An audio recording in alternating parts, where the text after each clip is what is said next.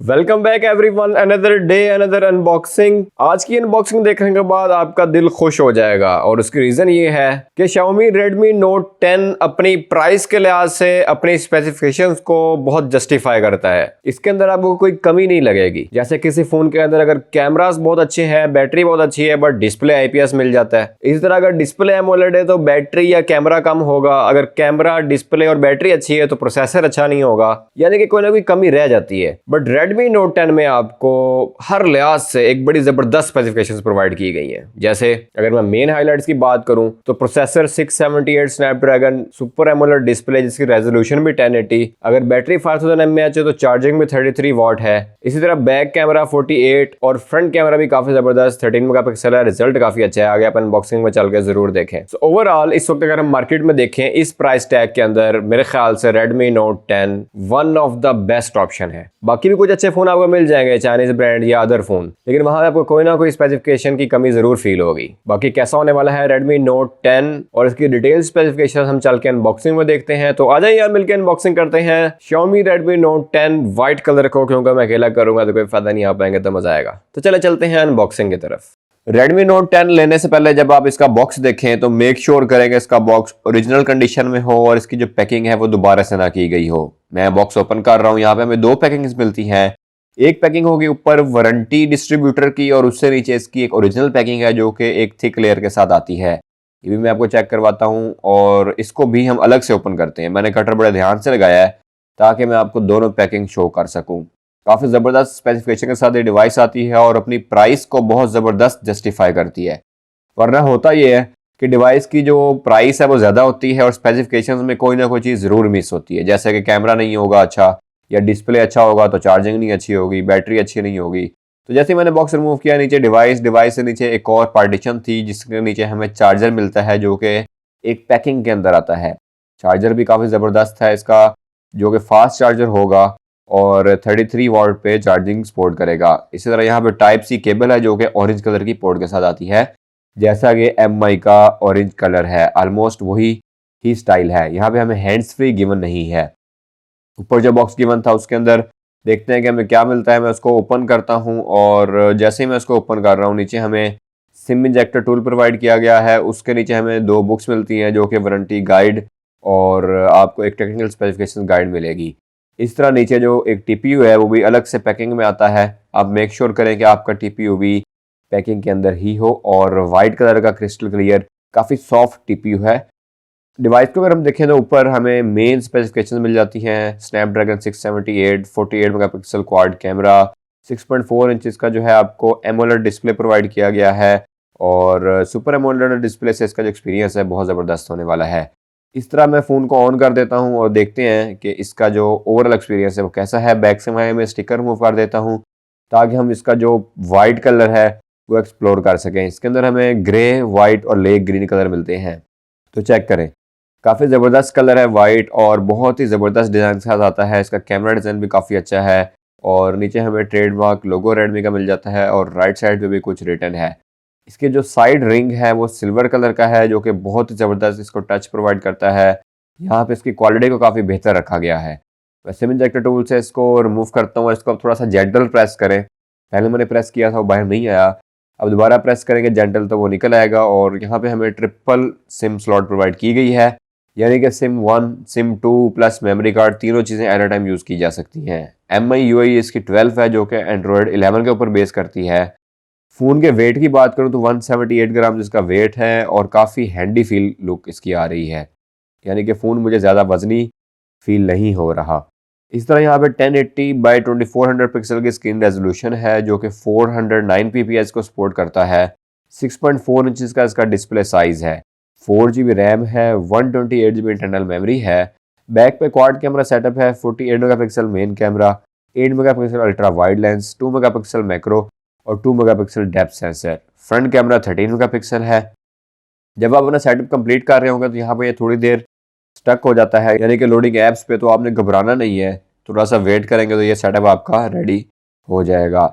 इस तरह अगर मैं इसकी बैटरी की बात करूं तो 5000 mAh बैटरी दी गई है जो कि 33 वॉट पे चार्जिंग करती है, जो कि फास्ट चार्जर सपोर्ट होने वाला है।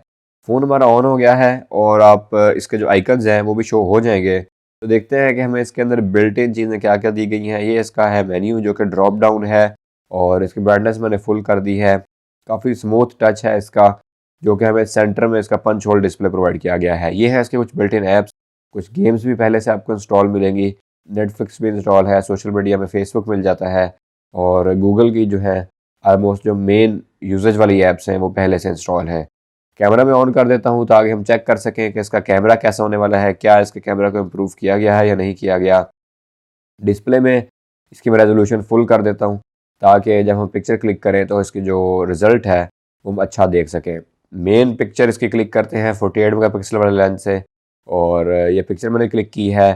थोड़ी सी लोड होने में टाइम लगाया है इसने, बहुत ही कम टाइम यानी कि सेकंड्स के अंदर, और इसका जो रिज़ल्ट है काफ़ी ज़बरदस्त शो हो रहा है। काफ़ी ज़बरदस्त डिटेल है और ये नेचुरल है बिल्कुल। यहाँ पे हमें जूम भी प्रोवाइड किया गया है जो कि आप इसको डिजिटल जूम कह सकते हैं क्योंकि हाइब्रिड जूम तो नहीं है और ये 10x तक जाता है अगर आप इसको मैनुअल लेके जाते हैं। इस तरह यहाँ पे हमें अल्ट्रा वाइड लेंस भी दिया गया है जो कि 8 मेगापिक्सल के साथ आता है। कुछ इस तरह से ये अल्ट्रा वाइड में एरिया कवर करेगा जो कि रिज़ल्ट काफ़ी अच्छा होता है, बट अल्ट्रा वाइड में मैं रिकमेंड नहीं करता पिक्चर लेने के लिए क्योंकि उससे रिज़ल्ट थोड़ा सा आउट हो जाता है।